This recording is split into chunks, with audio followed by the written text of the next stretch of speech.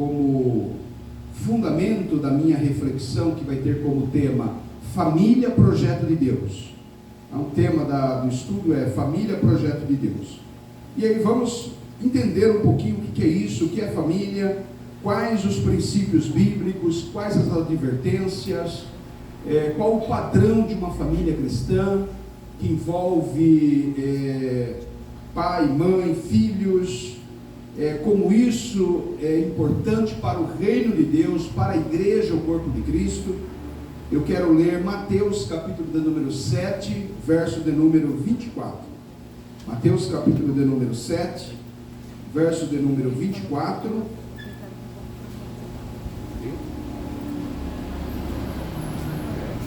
Evangelho segundo Mateus, capítulo 7, verso 24. Vamos ler até o 28. Essa leitura eu vou fazer.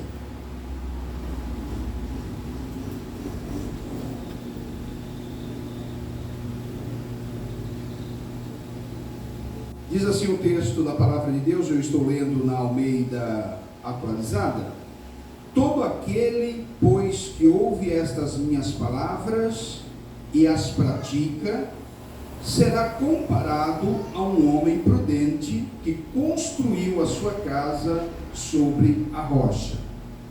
Caiu a chuva, transbordaram os rios, sopraram os ventos e bateram com força contra aquela casa. E ela não desabou, porque tinha sido construída sobre a rocha. E todo aquele que ouve essas minhas palavras e não as pratica, será comparado a um homem insensato que construiu a sua casa sobre a areia. Caiu a chuva, transbordaram os rios, sopraram os ventos e bateram com força contra aquela casa. E ela desabou, sendo grande a sua ruína. Amém? Nós estamos diante aqui de um texto que pode ser utilizado de diferentes maneiras e diferentes aplicações. E eu quero fazer uso dessa analogia por Jesus, de uma casa, são duas casas. Jesus não está preocupado aqui se a casa é bonita, se a casa é feia, se a casa é grande, se a casa é pequena, se a casa está pintada, se não está, que cor que ela é, de quem é a casa, a quem pertence, nada disso. A mobília na casa, isso não são detalhes assim importantes na leitura que fizemos. O que está aqui em jogo, o que é aqui a preocupação de Jesus é mostrar um princípio do fundamento da casa. De que maneira essa casa foi construída? Sobre o que especificamente essa casa foi construída? E essa é uma ideia que ainda hoje, embora 2000 anos atrás tenha sido aplicada por Jesus, e evidentemente as construções de 2000 anos atrás não se compara às construções de hoje. Embora nós tenhamos construções da antiguidade que ainda estão de pé até hoje, e tem coisa recém-construída que já caiu. Agora, permanece um fundamento, permanece um princípio geral, que é o fundamento da casa, sobre o que a casa foi construída. As duas casas sofreram agressões, sofreram interferência, sofreram agitação das águas, do vento, muita coisa aconteceu, mas o resultado dessas adversidades sobre cada uma dessas casas, o resultado foi absolutamente diferente. Uma permaneceu e a outra desabou, e não foi um desabamento simples. Jesus se preocupa com esse detalhe: e foi grande a sua ruína. Foi grande a sua ruína. Ou seja, não sobrou nada, não sobrou pedra sobre pedra. porque era uma casa bonita, provavelmente, com todo um planejamento, com toda uma planta, com toda uma decoração, mas uma casa construída sobre um alicerce instável. E eu acredito que a gente pode se apropriar dessa ideia, e a gente poderia aqui fazer diferentes aplicações desse texto, mas eu entendo que esse texto também pode ser desenvolvido e utilizado sobre a minha família e a tua família. E aqui uma pergunta simples que podemos fazer: a tua família está sendo construída sobre qual base? A tua família está sendo edificada sobre qual tipo de terreno? Sobre qual tipo de fundamento? O fundamento da obediência na palavra de Deus, ou segundo as tuas ideias, segundo a sua vontade, segundo as suas próprias decisões? Porque Jesus aqui, ele associa o terreno à sua palavra. Ele diz: aquele que ouve e pratica, construiu sobre rocha. Quem ouve e não pratica, e eu acho que ele estava falando com crente, porque ele está falando de dois grupos que ouvem. O ímpio lá fora, não se espera que o ímpio ouça a palavra de Deus. Então eu acredito que essa passagem, essa ilustração de Jesus, tem a ver com os filhos do reino, tem a ver comigo, tem a ver com você, tem a ver com cada um de nós que ouvimos a palavra de Deus e como nós reagimos a ela, como que nós utilizamos a palavra de Deus. Queridos, ouvir a palavra de Deus hoje não é difícil.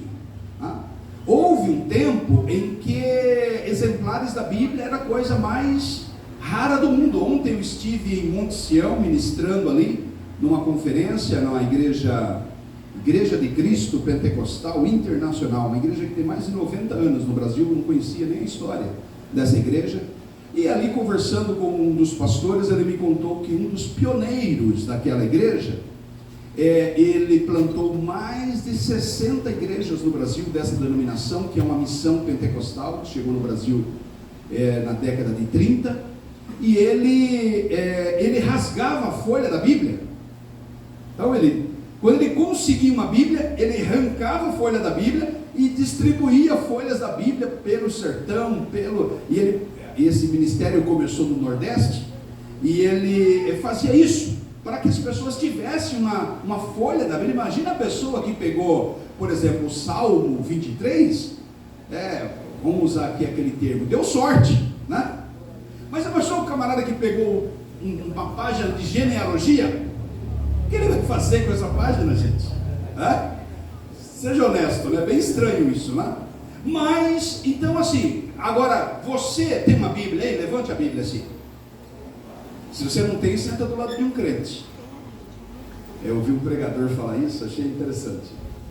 Agora, a Bíblia está no papel, a Bíblia está no tablet, a Bíblia está no celular, a Bíblia está em áudio, a Bíblia está na internet, a Bíblia capa de couro, capa de luxo, todo tipo de Bíblia, com comentário, com inário, colorida, enfim, Bíblia de homem, Bíblia da mulher, Bíblia da criança. Então o problema não é Bíblia, o problema não é ter Bíblia, todo mundo tem Bíblia. E o problema também não necessariamente, ter uma Bíblia não é problema, embora tenha gente talvez até que não tenha. Ler a Bíblia já é um problema, porque há um percentual muito pequeno de pessoas que leem a Bíblia. Vocês sabiam que a média de 70% dos pastores que nunca leram a Bíblia completa? Ou seja, leitura da Bíblia, e todo início de ano, eu não sei qual é o costume de vocês, mas todo início de ano, as igrejas de modo geral têm o costume de lançar um projeto de leitura da Bíblia, e há vários tipos de planos de leitura. Você lê a Bíblia em um ano, ler apenas os evangelhos, ler apenas os salmos, ou o Novo Testamento, ou o Antigo Testamento. Então assim, ter é fácil, ler já não é tão fácil, ok? Ler já ficou um pouco mais difícil. Então tem gente que está lá com a Bíblia, lá no Salmo 91, como mandinga, como se fosse um patuá, como se não entrasse mal olhado, né, em casa, deixa ela até abertinha. Olha, meu amigo, isso aí não funciona não, hein? Tira o cavalinho da chuva, a Bíblia aberta no Salmo 23, isso é crendice popular. Você tem que viver a palavra. Agora, mais difícil do que ter, mais difícil do que ler, é praticar a palavra. Então assim, o desafio não é só ter uma Bíblia, ler a Bíblia. E tem muita gente que tem muita gente que lê.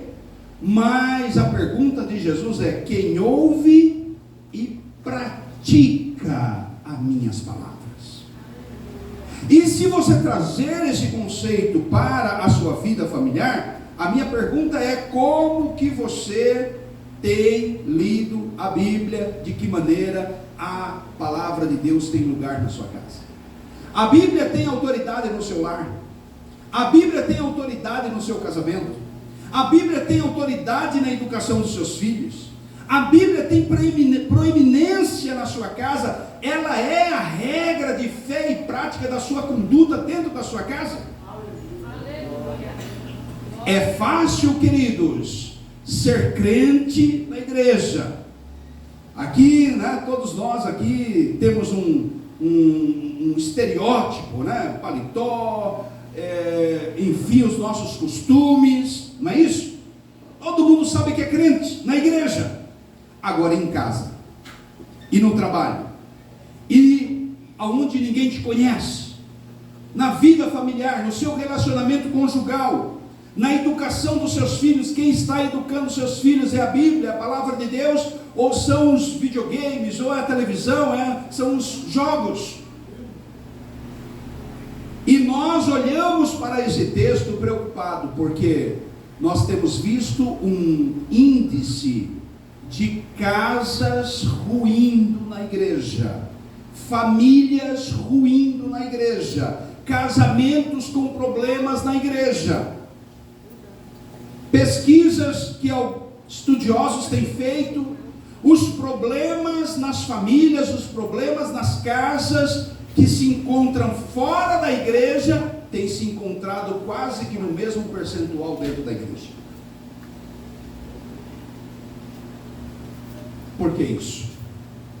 Porque são pessoas que ouvem a palavra, mas não praticam a palavra.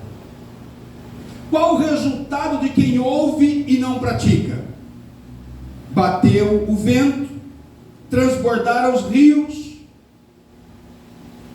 subiu as águas, bateram com força contra aquela casa e foi grande a sua ruína, porque a palavra de Deus não era o fundamento prático dentro daquela casa. Eu acho que você precisa se preocupar com isso. Nós corremos tanto, a nossa vida é tão agitada, a nossa dinâmica familiar é tão agitada.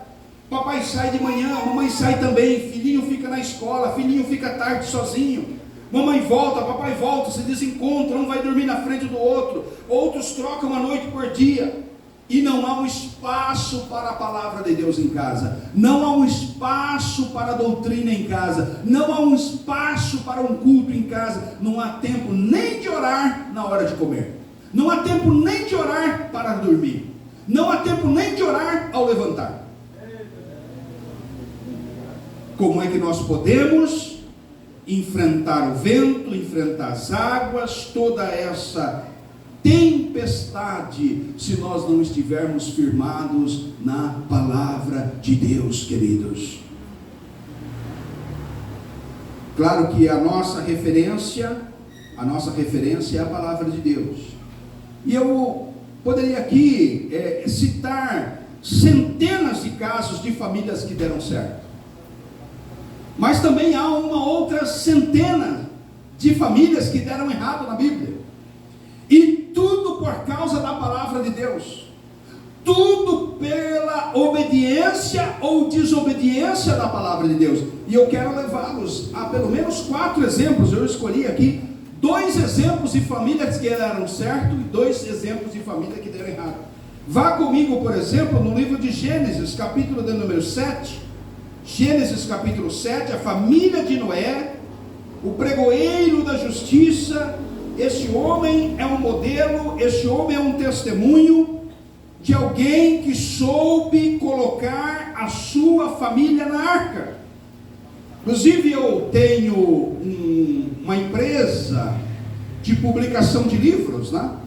Eu sou editor, sou jornalista por profissão e eu publico livros. Então, inclusive aqui já faço um merchan. Os pastores aí que quiserem publicar um livro, podem falar comigo aí, que nós publicamos, tá? Por exemplo, esse livro aqui fui eu que publiquei, esse outro livro também publicação minha. E eu publiquei recentemente não, faz questão de um ano, um livro muito interessante, que eu gostei de publicar aquele livro, do pastor Natanael Santos. Ele é da Assembleia de Deus, inclusive, eu não sei agora exatamente qual, não sei se ele está no interior de São Paulo, está num campo do Belém, em São Paulo. Barretos, exatamente, está em Barretos. E ele publicou um livro colocando a família na arca. E ele explora essa história de Noé, claro que com a liberdade de um estudioso como ele explorando como que Noé conseguiu levar a sua família na arca, queridos. Veja aqui, por exemplo, livro de Gênesis, capítulo 7, verso 13, que diz assim: neste mesmo dia entraram na arca Noé, os seus filhos, Sem, Cão e Jafé, a mulher deles, as mulheres dos seus filhos. Se você continuar a leitura, você vai ver que entrou gato, cachorro, galinha, boi, tudo entrou na arca. Esse foi o homem que conseguiu colocar a família na arca. Agora imagina o desafio que Noé. Você pensa que é fácil você trazer a sua família para a igreja? Não foi fácil também para Noé. Imagina a dificuldade de Noé convencer os filhos a trabalharem numa embarcação talvez nunca antes construída, com a promessa ou sob a ameaça de que haveria uma grande inundação e eles precisariam de um instrumento como aquele para salvar as suas próprias vidas, escapando assim de uma grande tragédia mundial que aconteceria. Não é muito diferente quando você evangeliza seu filho. Não é muito diferente quando você evangeliza seus familiares. Não é muito diferente quando você fala da palavra de Deus em casa e a palavra de Deus parece que é uma coisa meio mitológica, parece que é uma coisa meio assim, sem sentido, e o seu filho fica meio assim, o seu cônjuge fica meio assim, porque a palavra de Deus só faz sentido se for pela fé, queridos. Imagina Noé tentando convencer seus filhos, imagina Noé tentando explicar a profecia, a revelação que Deus tinha dado para ele. Mas Noé conseguiu colocar toda a sua família na arca. Inclusive foram os únicos que sobreviveram de toda aquela geração antediluviana, 8 pessoas. Agora, se você me perguntar qual que foi a grande estratégia de Noé para esse sucesso absoluto, né? Talvez porque Noé era um homem que praticava a palavra de Deus. Ele não só ensinava, ele não só pregava, mas ele vivia de acordo com a palavra de Deus. Inclusive ele é chamado de justo. Inclusive ele é chamado como um dos heróis da fé, de Hebreus 11. Ou seja, era uma pessoa que não apenas falava da palavra de Deus, mas vivia de acordo com a palavra de Deus. E a minha pergunta que eu faço, se você tem essa mesma autoridade de Noé em casa, você é um pai, você é uma mãe, que vive de acordo com a palavra de Deus, e para isso tem autoridade de falar com seus filhos, tem autoridade de falar com a sua família, porque se nós não praticamos, se nós apenas somos ouvintes, ou leitores, ou portadores de exemplares da Bíblia, isso não vai funcionar, porque só tem autoridade quem vive segundo a palavra de Deus. Mas Noé está aqui um exemplo de um homem que conseguiu salvar a sua família. Um outro exemplo nas Escrituras está no livro de Josué, capítulo 24, verso de número 15. Vocês conhecem a história desses personagens, tanto de Noé, quanto também de Josué. Mas o que eu quero destacar na vida aqui de Josué é que ele era um homem também que exercia autoridade na sua família, era um homem que sabia conduzir a sua família diante de Deus, era um homem que sabia conduzir os seus familiares. Apesar de todas as opções e todas as chances que eles tinham de fazer o que quisessem, mas ele renovou a aliança com o Senhor. Josué capítulo 24, diz assim o verso 14: ora pois, temam o Senhor e o sirvam com integridade e com fidelidade, joguem fora os deuses que os pais de vocês serviram do outro lado do Egito, ou melhor, do outro lado do Eufrates e no Egito, e sirvam ao Senhor.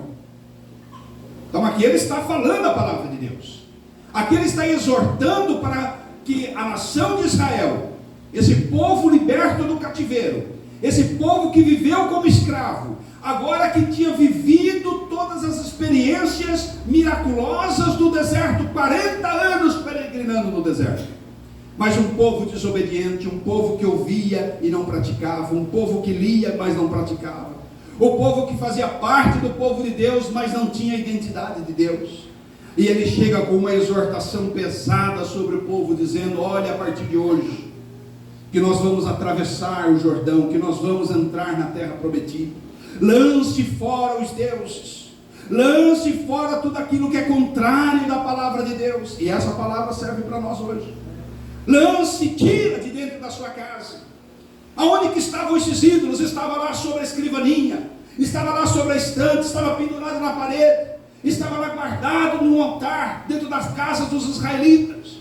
E ele disse: tire tudo isso que contamina a família de vocês, que contamina a casa de vocês, joguem fora, renovem a aliança com o Senhor. E essa é a nossa pregação hoje, queridos. Renove a sua aliança com o Senhor. Tira de dentro da sua casa tudo que não presta, tira de dentro da sua vida, tira da tua rotina, tira da mão dos seus filhos, tira do seu aparelho de televisão, tira de todo lugar aquilo que não presta, da sua mente, das suas palavras, da sua literatura, tudo aquilo que você está fazendo, lendo, vivendo, indo, praticando, tire tudo isso. Versículo de número 15, ele diz assim, olha aqui que interessante: mas se vocês não quiserem servir o Senhor, escolham hoje a quem vocês vão servir, se os deuses a quem os vossos pais serviram do outro lado do Eufrates, ou os deuses dos amorreus cuja terra agora estão morando. Escolham. Eu já fiz a minha escolha. E aqui entra a famosa frase de Josué: vocês estão aconselhados, eu estou aqui exortando vocês ao que vocês devem fazer, mas se vocês não quiserem, saibam que a minha decisão como chefe de família, como homem da casa, como marido de uma só mulher, como pastor, como líder da minha casa, eu e a minha casa serviremos ao Senhor. É uma decisão, queridos, é uma opção que você tem que tomar entre servir os deuses ou servir aquele que tudo pode, aquele que te tirou do Egito, aquele que tirou da escravidão e que está te levando agora para a terra prometida. Mas nem sempre as histórias bíblicas são histórias bem-sucedidas. A Bíblia conta a história e eu fico bastante triste, porque talvez eu arriscaria dizer que o homem mais importante na Bíblia, fora Jesus, eu não sei qual que é a tua opinião, aí tem o gosto do freguês, né? Mas, olha, eu não estaria exagerando se eu dissesse que o homem mais importante da Bíblia foi Adão, o primeiro homem, porque tudo que veio depois é depois de Adão. Agora, ninguém teve na Bíblia o privilégio que Adão teve. Você não consegue lembrar de um tempo que você era santo. Tudo que você lembra é pecado. Tudo que você lembra, você era pior do que hoje. Só faltava você estar pior do que antes. Só faltava. Normalmente a gente vai melhorando, né? Amém, irmãos? Amém. Porque tem crente que depois de anos de crente está pior do que quando ele se converteu, sabia? Então tome cuidado com isso. Mas Adão não. Adão podia lembrar, poxa, quando eu era inocente. Você já pensou uma coisa dessa? Quando eu andava com Deus no jardim, quando eu não tinha essa culpa no meu coração, quando eu não sentia medo, ele lembrava do rosto de Deus, ele lembrava de conviver com o Senhor no Éden, queridos. Era, porque a Bíblia não fala quanto tempo ele viveu na inocência. Parece que foi no dia seguinte que ele pecou, mas é bem provável que não. Suponhamos que ele tenha vivido anos na inocência. Pense quantas experiências com Deus. Agora ele estava posto para fora do jardim, acusou a mulher de ser a culpada pela queda, um senso de responsabilidade fracassado.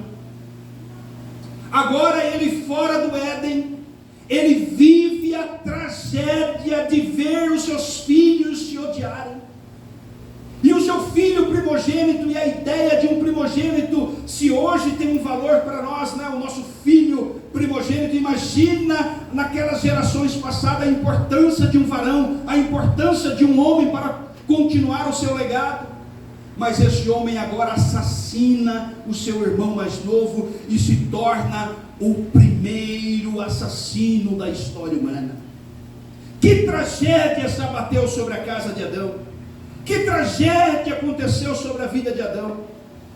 Um homem que viveu aquelas experiências tão extraordinárias. O homem que teve a mulher mais linda do planeta Terra. Pensa aí. Não é isso? Morou na casa mais bonita. Porque hoje qualquer casa bonita foi feita por mãos humanas. Mas o Éden foi feito pelas mãos de Deus. Mas agora ele está vendo a tragédia se abater sobre a sua casa, está vendo a desgraça se abater sobre a vida dos seus filhos. Queridos, e Gênesis capítulo 4, verso 8 vai dizer que Caim chamou Abel para o campo e matou Abel. Uma tragédia. E quantas famílias hoje estão vivendo tragédias dessa proporção?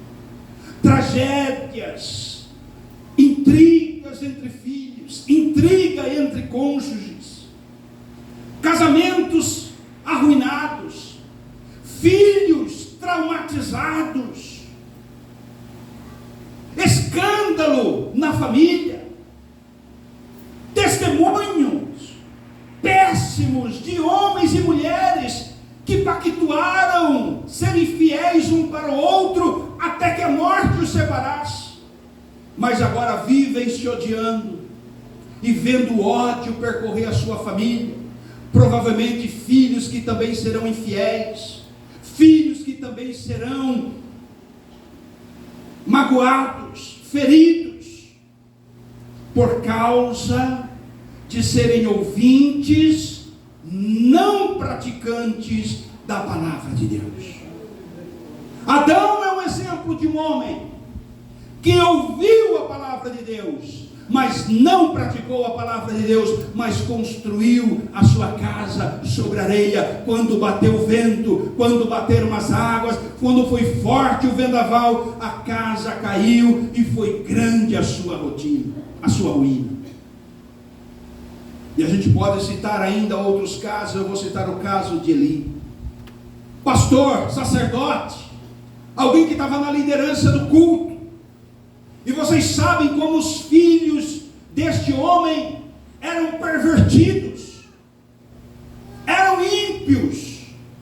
Queridos, como é triste muitas vezes nós olharmos para famílias de crentes e sabermos que seus filhos são mundanos, os seus filhos são ímpios, os seus filhos são de péssimo testemunho.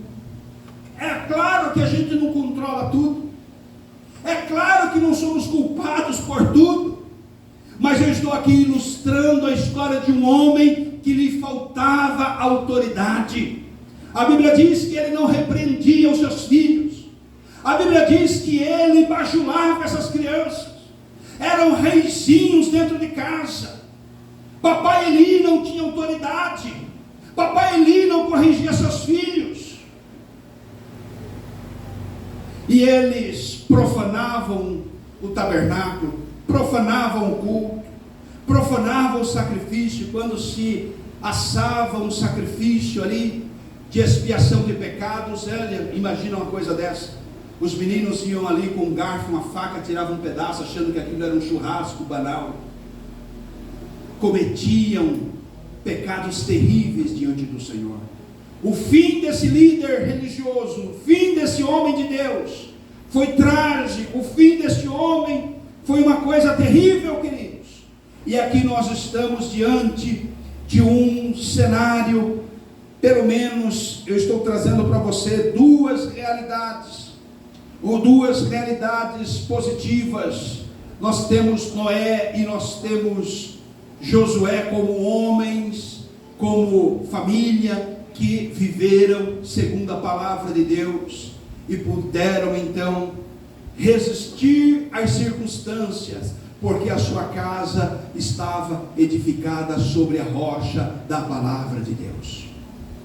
Mas aqui nós vemos também esses dois tristes exemplos de famílias destruídas, porque embora tivessem acesso à palavra de Deus, embora tivessem conhecimento da palavra de Deus, não viveram segundo a palavra de Deus.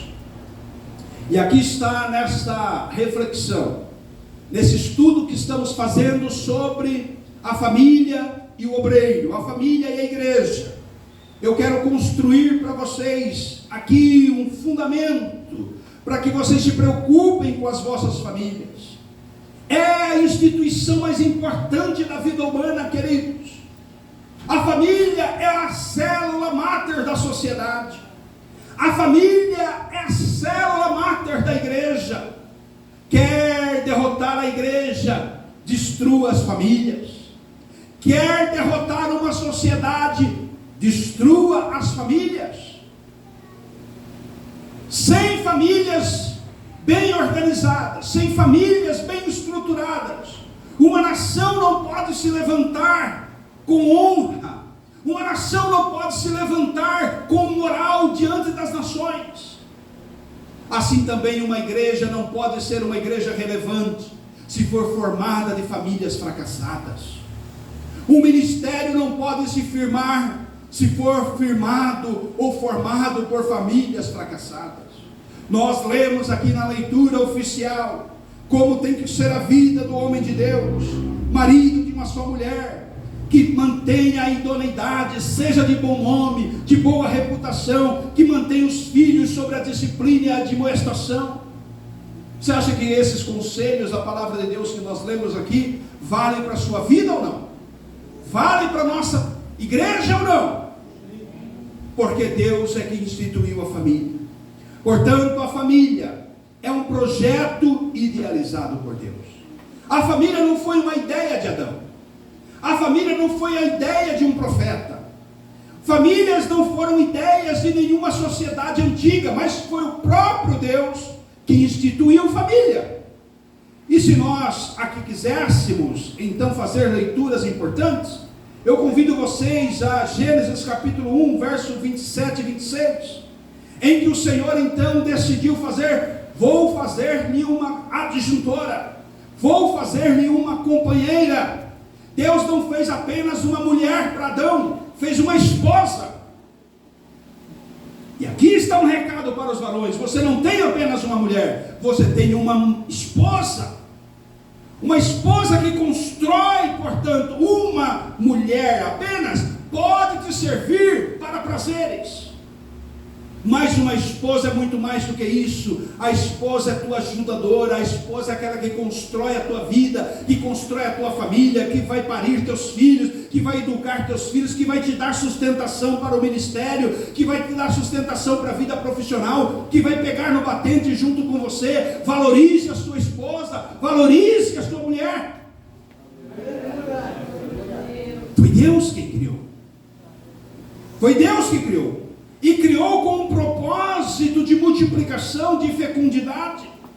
Deus deu todos os recursos. Veja, queridos, que quando o Senhor institui a primeira família, Ele ali legitima aquele casal dizendo: e viu Deus que era muito bom. Tudo que Deus fazia, Deus terminava falando: ficou bom. Fez os animais, muito bom. Fez as árvores, ficou bom. Fez o mar, ótimo. Mas quando Ele fez o casal, quando Ele fez a família, com o propósito de se reproduzirem, de se amarem, de se ajudarem, Ele disse: foi muito bom. Porque Deus valoriza a família. E Ele providenciou todos os recursos necessários para a família. Gênesis capítulo 2, verso 9. Você vai ver que Deus cercou aquela primeira família com árvores frutíferas de diversas espécies. Deus tem um compromisso com o sustento financeiro de famílias. Deus tem um compromisso com o sustento e a sobrevivência dos lares, queridos. Especialmente daqueles que ouvem e daqueles que praticam a palavra de Deus. Mas Deus também, se Deus criou a família, se deu os recursos necessários para a família, Gênesis capítulo 2, verso 16 e 17, Deus instituiu limites para a família. A família não pode tudo, o marido não pode tudo, a mulher não pode tudo, os filhos não podem tudo. Deus estabeleceu regras mesmo antes do pecado. Vocês vão até aqui, daqui para lá vocês não passam. Vocês podem fazer isso, isso vocês não podem. Vocês podem comer assim, mas assado vocês não podem. Entenda que existe um Senhor sobre a sua casa, existe uma autoridade sobre a sua casa. Você não pode fazer o que você quiser, é a sua casa, mas antes de ser a sua casa, você pertence a Deus, a sua família pertence a Deus. Aquele papo, né, mundano e moderno: aqui mando eu, manda nada. Se você quer uma família edificada, é a palavra de Deus que tem que mandar na sua casa. Não é o gosto do papai, não é o gosto da mamãe, é a vontade de Deus que precisa ser estabelecida naquela casa. E nós vemos isso na palavra de Deus.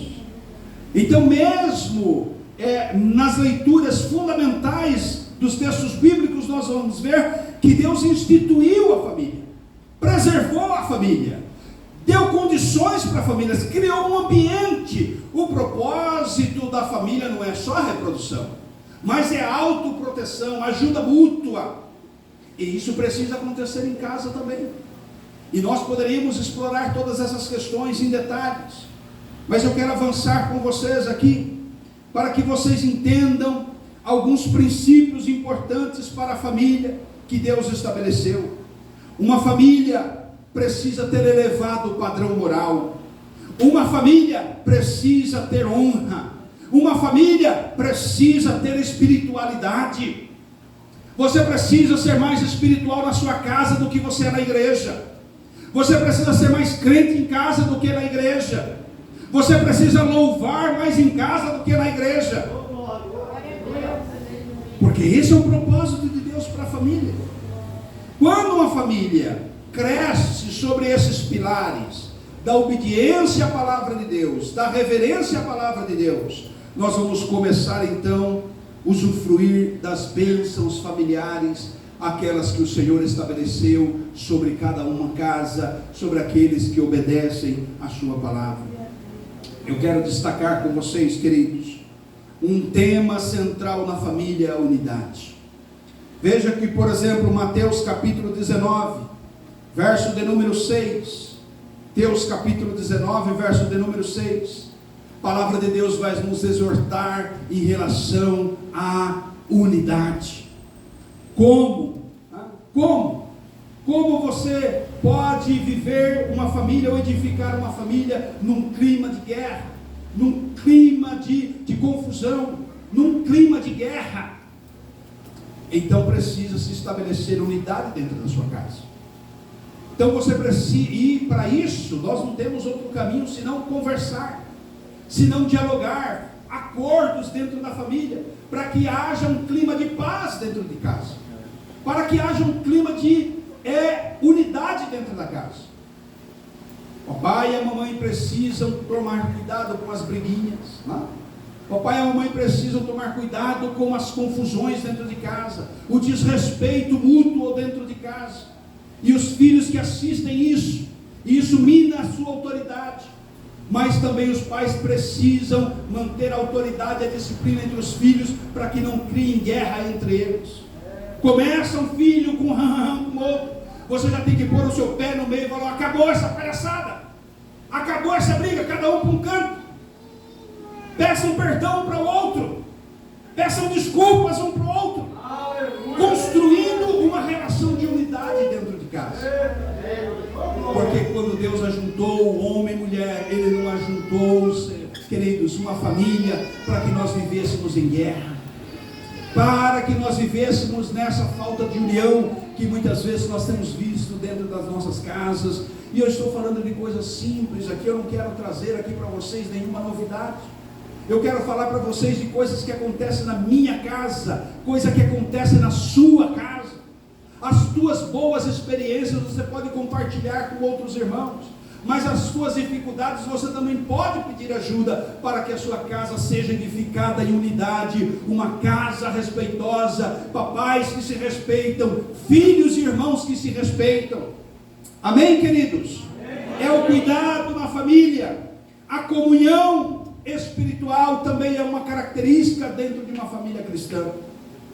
E eu quero destacar o texto de Efésios, capítulo 6, verso 3 e verso 4. Efésios, capítulo 6, verso 3 e 4. A importância da comunhão na família cristã. Comunhão espiritual.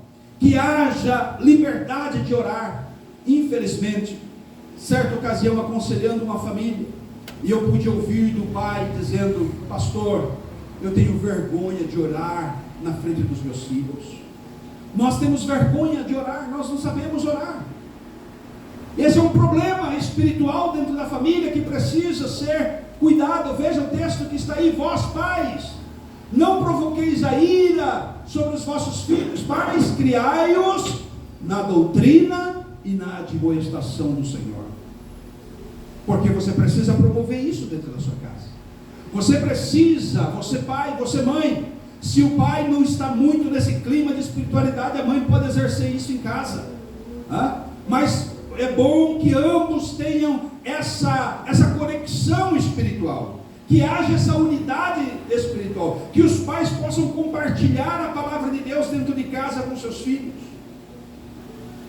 Porque uma casa que não tem espiritualidade provavelmente será uma casa que não vai suportar quando bater o vento, quando bater as águas, e será grande a sua ruína. Porque na hora do aperto, quando chegar a adversidade, nessa hora você estará tão preocupado, você estará tão focado no problema, que você não vai lembrar da palavra de Deus.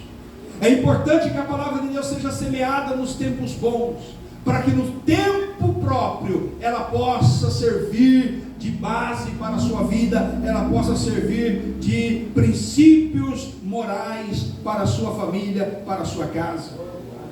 Estou falando de unidade, mas estou falando também de espiritualidade na família. Leitura da Bíblia juntos, culto doméstico, virem na igreja juntos, nunca deixar filhos para trás, nunca o cônjuge vir separado, a não ser circunstâncias, e claro que aqui eu estou falando com gente adulta, e sabe que há algumas situações que precisa ser feito dessa forma, mas não pode ser o padrão, não pode ser a regra do jogo. É a família, como Josué disse: eu e a minha casa serviremos ao Senhor. Não sou eu que vou servir ao Senhor, não é minha esposa que vai servir ao Senhor, ou eu e minha esposa e meus filhos vão ficar em casa. Não, sou eu, minha esposa, meus filhos, meu marido, nós todos vamos servir ao Senhor. Nós estamos em culto, em adoração.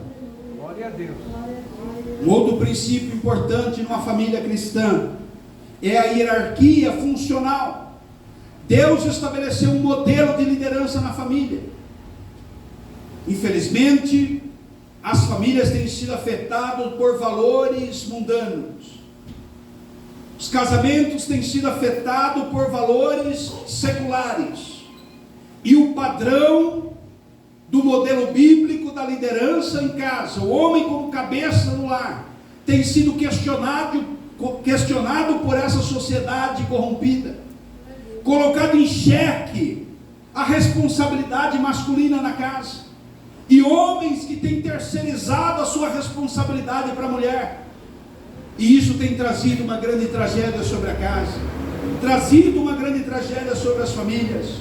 Mas leia comigo, por exemplo, Efésios capítulo 5, verso 22, Efésios capítulo 5, verso 22 e 23, a exortação da palavra de Deus sobre essas responsabilidades em que nós não podemos abrir mão, queridos. Veja o que diz Efésios capítulo 5, verso 22, sujeitem-se uns aos outros no temor do Senhor. Esposa, que cada uma de vocês se sujeite ao seu próprio marido como ao Senhor, porque o marido é o cabeça da esposa, como também Cristo é o cabeça da igreja, sendo Ele próprio o Salvador do corpo. Como, porém, a igreja está sujeita a Cristo, assim também a esposa se sujeita em tudo ao seu próprio marido.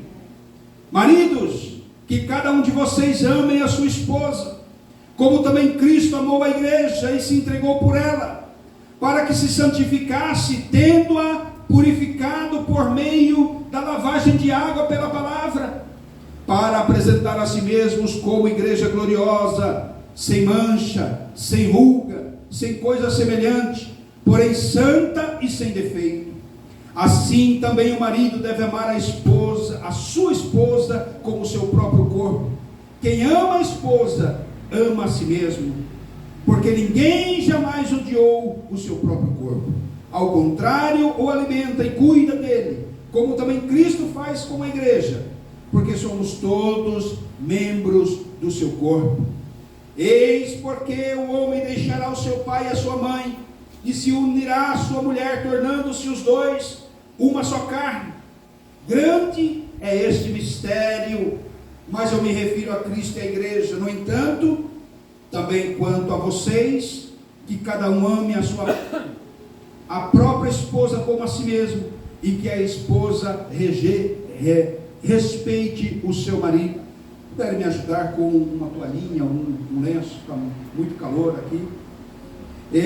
Então, nós vemos aqui, queridos, aqui a clareza do texto da palavra de Deus. Nós não estamos falando aqui, não estamos falando aqui de inferioridade. Não há ninguém inferior aqui. Veja que o texto que Paulo começa dizendo: sujeite-se uns aos outros. Sujeite-se uns aos outros. Mas depois ele estabelece uma regra, ele se estabelece uma hierarquia, mas isso é de maneira funcional, é para que funcione a liderança na casa.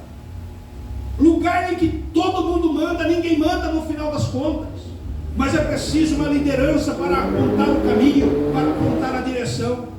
Mas essa liderança precisa ser com amor, precisa ser com respeito, precisa ser com carinho.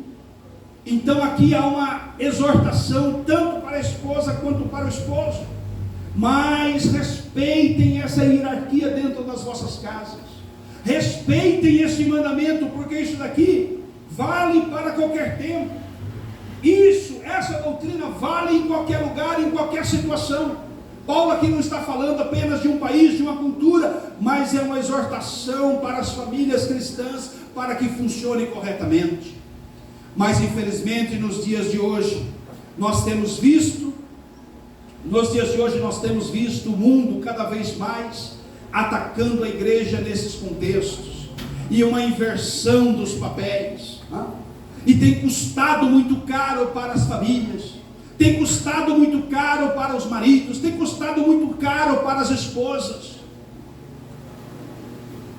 e os papéis têm se invertido, e há uma confusão generalizada nesses termos nas famílias de hoje. Mas é preciso voltarmos à palavra de Deus. Quando não se tem saída, quando não se tem alternativa, a palavra de Deus aparece como lâmpada para os nossos pés, luz para o nosso caminho. Famílias bem construídas, casamentos harmoniosos, casamentos respeitosos, sujeição em amor, liderança em amor, tudo isso é pré-requisito da palavra de Deus para uma família feliz, para uma família estruturada.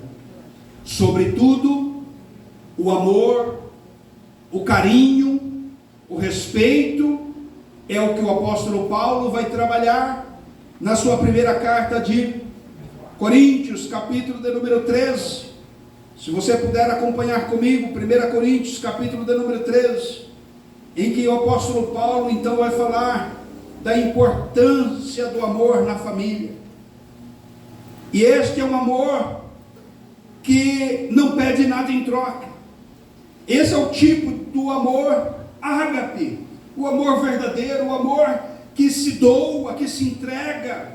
É o amor altruísta, que não exige nada em troca, mas ama porque ama. E Paulo então vai dizer: ainda que eu falasse na língua dos anjos, se não tivesse amor, serei como bronze que soa, e como o símbolo que retinha. Ainda que eu tenha o dom de profecia, e conheça todos os mistérios, e toda a ciência, ainda que eu tenha tamanha fé a ponto de transportar os montes, se não tivesse amor, nada serei. Ainda que eu distribua todos os meus bens entre os pobres, e ainda que entregue meu próprio corpo para ser queimado, se não tiver amor, isso de nada me adiantará. O amor é paciente, é bondoso, o amor não arde em ciúmes, não se envaidece, não é orgulhoso, não se conduz de forma inconveniente, não busca seus próprios interesses, não se irrita, não se ressente do mal. O amor não se alegra com injustiça, mas se alegra com a verdade. O amor tudo sofre, tudo crê, tudo espera, tudo suporta.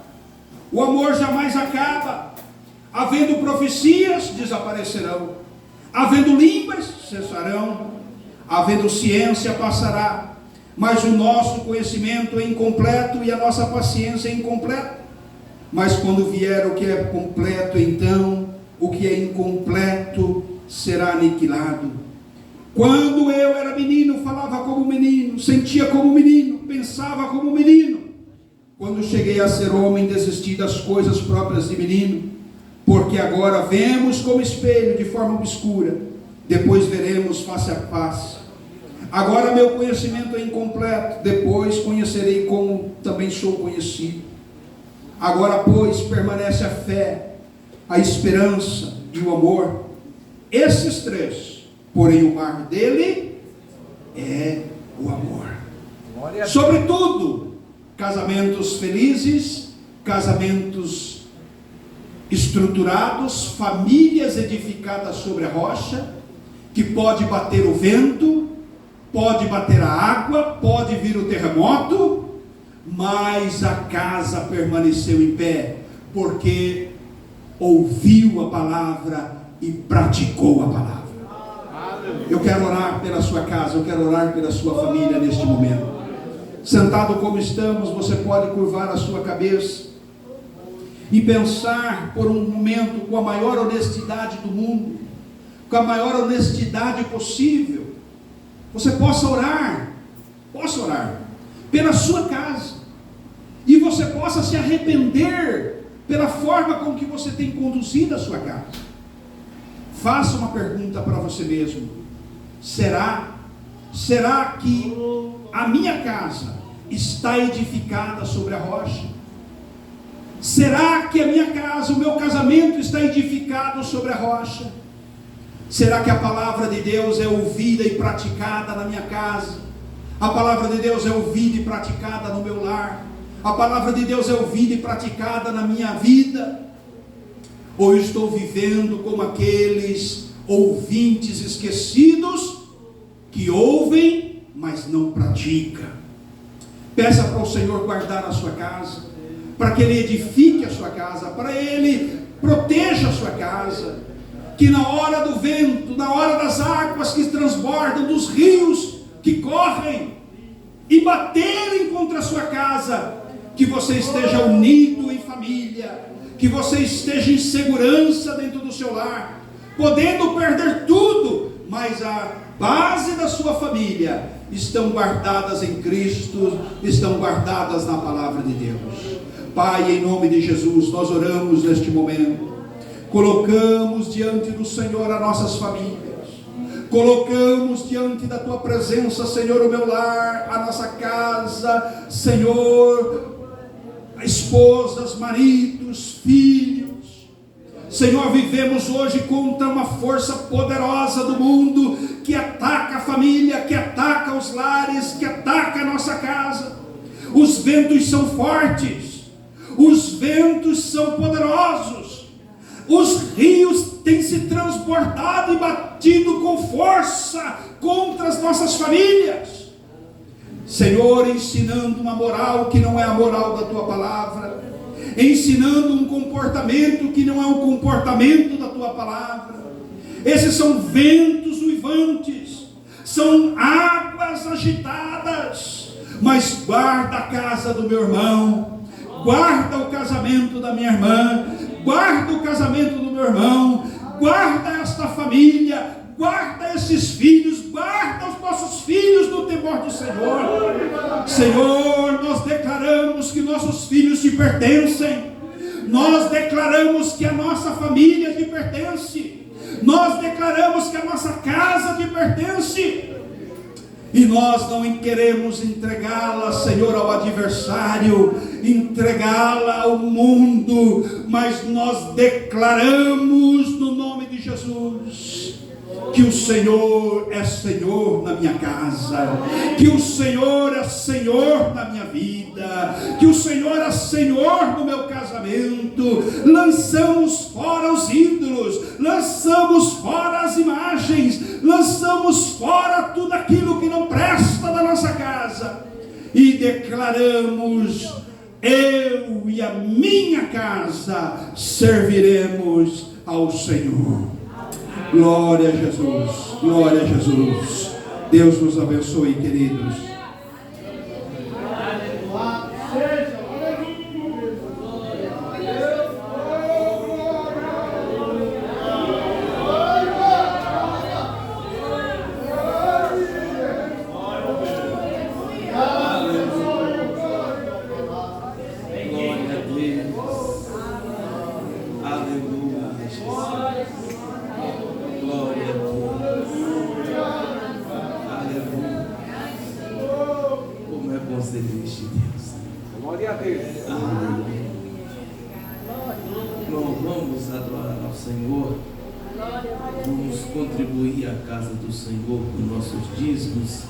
E as nossas ofertas, vem aqui, Ezequiel, adorar ao Senhor.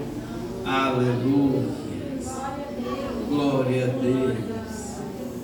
Aleluia, Jesus. Glória a Deus.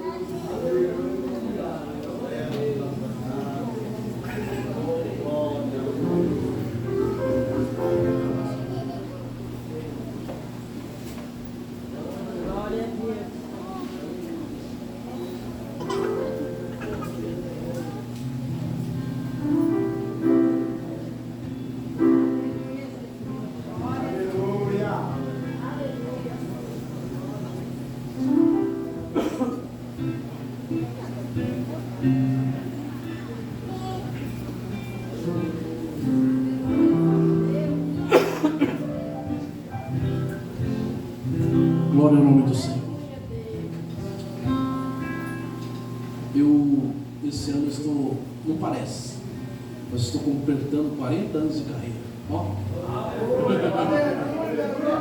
Desde meus 15 anos de idade que eu louvo o nome do Senhor.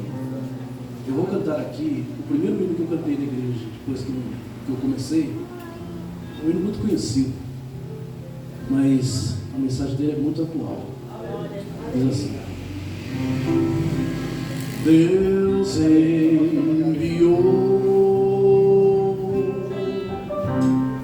seu Filho amado pra me salvar e perdoar.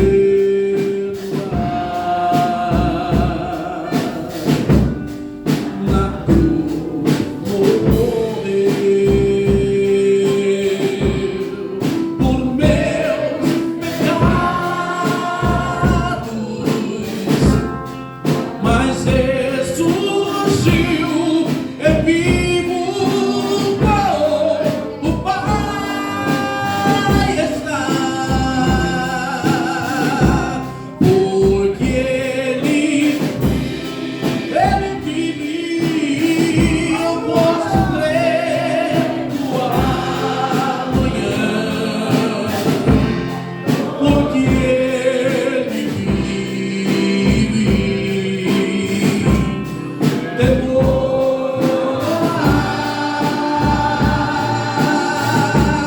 Mas eu pensei, que a minha vida está nas mãos do meu Jesus, que vive está. E quando Ele chegar a hora em que a morte enfrentarei sem medo, então eu terei vitória, verei na glória o meu Jesus, que vivo está, porque Ele vive. Posso crer no amanhã, porque Ele vive. Devo amar, mas eu pensei, eu sei que a minha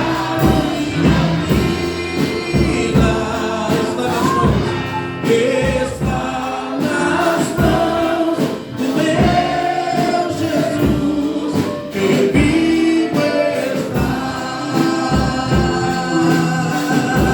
Está nas mãos do meu Jesus, que vivo está.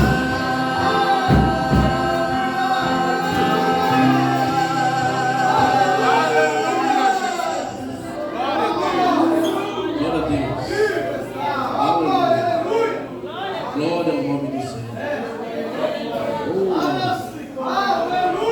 Como é bom estar na presença do Senhor. Glória a Deus. Glória a Deus. Irmãos, a nossa programação era assim.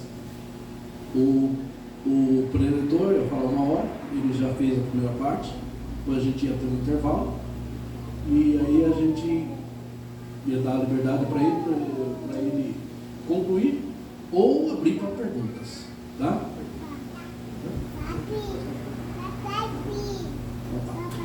Então vamos fazer o seguinte, nós vamos já passar para o pastor Jamiers, ele vai apresentar aqui os livros dele e vai fazer o fechamento dessa parte, dessa noite. Amém? Vocês gostaram? Foi bom? Você pode dar um glória a Deus? Então, nosso pastor Jamierson vai fazer encerramento da parte. Glória a Deus. Amém, queridos? Amém. Glória a Jesus. Alguns conselhos práticos para você. Como edificar a minha casa, como edificar a minha família. Queridos, nós estamos diante de um tema que não adianta taparmos, né, com a peneira. É um assunto sério, é um assunto que envolve cada um de nós. Em maior ou menor grau, todo mundo tem uma dificuldade na administração da sua casa, porque nós temos relacionamentos, temperamentos diferentes, duas pessoas vindas de famílias totalmente diferentes, de criações diferentes, de contextos diferentes, se unem para formar uma só carne, que é o que a Bíblia diz, e é um mistério isso, né? Porque a Bíblia diz que unir-se-á a sua mulher e serão ambos uma só carne. Mas como uma só carne com duas cabeças, cada uma diferente da outra, né? Então assim, os melhores estudiosos no assunto, os conselheiros de família, têm incentivado o diálogo, conversas francas, momentos em que papai e mamãe tem que ter uma sós, conversas francas. Isso não está me agradando, esse seu comportamento tem me chateado. Falar claramente para a pessoa, mas com amor. Não permita que nesse momento a ira te leve a fazer acusações, dedos em riste, nada disso, mas calmos, né? Calmos, sob controle. Talvez vocês possam fazer isso num lugar fora de casa, num restaurante, num café, para poder conversar melhor, né? Mas arrisquem abrir o coração para o seu cônjuge, arrisquem abrir o seu coração para o seu marido, para a sua esposa, sobre o que agrada, sobre o que não agrada, sobre o que está acontecendo, o que está faltando, o que está exagerado. Amém, queridos? Amém. Conversas francas, né? Conversas francas resolvem mais do que uma oração do pastor, queridos. Aí, pastor, ora por mim e pelo meu marido, mas você já conversou com ele? Não, Deus não vai interferir nesse casamento, né? Se você não estiver disposta ou disposto a dialogarem, conversarem, para que a sua casa seja redimida, sua casa seja edificada. Outra dica: procurem ajuda. Não há vergonha alguma de procurar ajuda sobre um problema que vocês não estão conseguindo administrar. Muitas vezes é o pastor da igreja, né, que normalmente funciona como um conselheiro familiar, com uma autoridade pastoral, como guia espiritual, sempre tem uma palavra, sempre tem uma orientação, mas às vezes você precisa de uma ajuda profissional. Às vezes você precisa de um psicólogo, de um terapeuta, alguém com algumas técnicas a mais que o pastor tem. E o pastor também precisa ser humilde o suficiente, há muitos casos, encaminhar para um consultório de um psicólogo cristão, para que haja então uma capacidade, alguém que tenha uma capacidade maior de trabalhar com os seus valores, trabalhar com a forma com que você construiu o seu pensamento, que te ajude a romper barreiras, quebrar muros entre vocês, que muitas vezes foram construídos ao longo de décadas. Então, primeiro nível, individual, você e o seu marido, o marido e a esposa. Se o problema está com os filhos, regularmente reúna seus filhos na mesa. Em casa temos esse hábito, de tempos em tempos, sentamos na mesa, ninguém levanta até todo mundo falar qualquer coisa, ao que está acontecendo, como está sendo, se tem alguma coisa apertando, Aonde aperta o sapato, não é essa frase? E ali um acaba compartilhando, olha, tal coisa assim, assim, aquele dia fiquei chateado. E esse tipo de coisas, queridos, evita que o diabo use uma mágoa para destruir a sua casa, destruir o seu casamento. A Bíblia diz assim: não se ponha o sol sobre a tua ira. Em outras palavras, não deixe o dia terminar antes de pedir perdão. Não deixe o dia terminar antes de confessar um pecado. Porque são raízes de amargura que enchem o teu coração. Amanhã você não consegue vencer aquela luta, você não consegue vencer aquele problema. Eu sempre dou o seguinte exemplo: se eu pegar uma linha de costura e enrolar nos dois pulsos do Ezequiel, certamente ele não vai ficar preocupado, ele vai arrebentar com facilidade.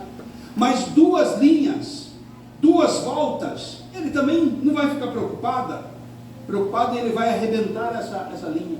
Mas 50 voltas daquela linha, ele já vai ter certa dificuldade. 100 voltas e continua sendo linha de costura. Ele daqui a pouco ele está preso de uma maneira que ele não pode mais se soltar sozinho. Assim são os pequenos hábitos. Às vezes começa com uma falta de educação, às vezes começa com uma gracinha, e aquilo vai se tornando um vulto, vai se tornando um monstro dentro da sua casa, no meio do seu relacionamento. Cuidado com as pequenas coisas. Corte o mal pela raiz. Corte o mal pela raiz. Não alimente o pecado, não alimente esses problemas no seu relacionamento. Então, a primeira esfera é uma esfera individual. Deus te deu inteligência, Deus te deu intelecto, e você pode resolver muitos problemas, você pode resolver sozinho, na base da conversa, na base de um combinado. Faça acordos, né? Faça acordo com teu marido, com a tua esposa, com teus filhos. Olha, a partir de hoje nós vamos fazer assim, ok? E daqui a pouco, semana que vem, a gente vai revisar esse combinado nosso para ver se está cumprindo ou não. Porque nós somos muito indisciplinados, queridos, muito indisciplinados. Segunda instância, procurar ajuda, pastor, de um conselheiro, de um terapeuta, de um psicólogo. E hoje, graças a Deus, há clínicas cristãs, há terapeutas cristãos com muita capacidade para ajudá-los. Em terceiro lugar, coloque o seu problema diante do Senhor. Coloque a situação da sua família diante de Deus. Se o pastor está interessado em te ajudar, imagina o pastor dos pastores, o sumo pastor, o bom pastor, ele está mais interessado em ajudar você. Tem momentos que precisará de fato de um milagre, precisará de fato de um mover de Deus para tirar do coração a amargura, tirar do coração a ira. Mas coloque a sua família debaixo de oração. Nunca deixe de orar pelo seu marido, nunca deixe de orar pela sua esposa, nunca deixe de orar pelos seus filhos. Filhos, orem pelo papai e a mamãe, porque eles também precisam de oração. E dessa maneira, esses 3 caminhos, esses 3 conselhos que eu deixo, repetindo: diálogo, conversa entre vocês. Segundo, a busca de uma ajuda externa, de um conselheiro, de um psicólogo, de um profissional. E terceiro, creio mais importante, é colocar tudo diante do Senhor. Vamos orar aqui, marido, vamos orar aqui, esposa, vamos orar, filhos, sobre esse problema.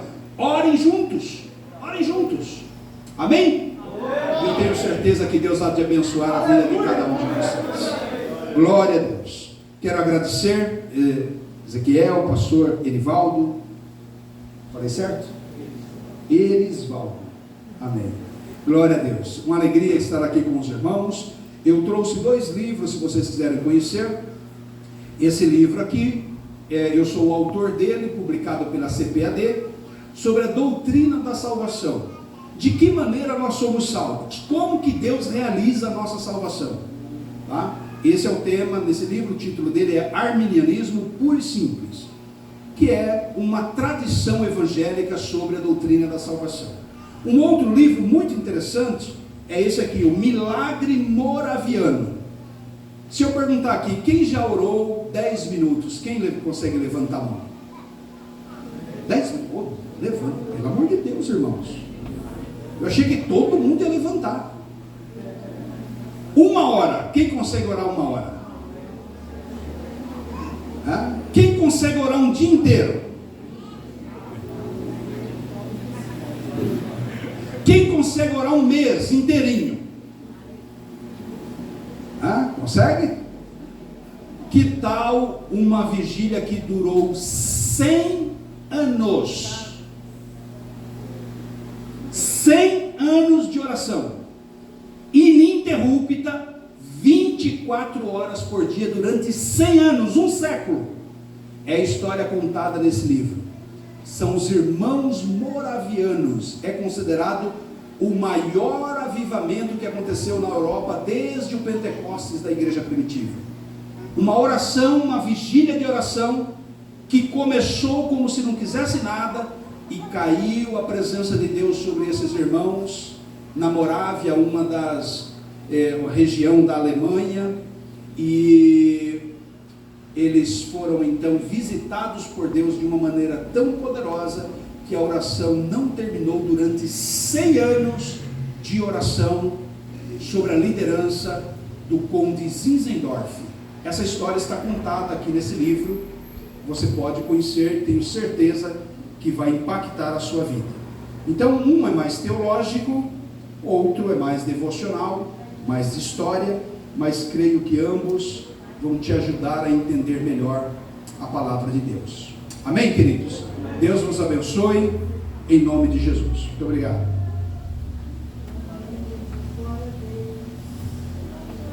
Aleluia. Amém, irmãos? Algum de vocês tem alguma pergunta a fazer? Aprendeu?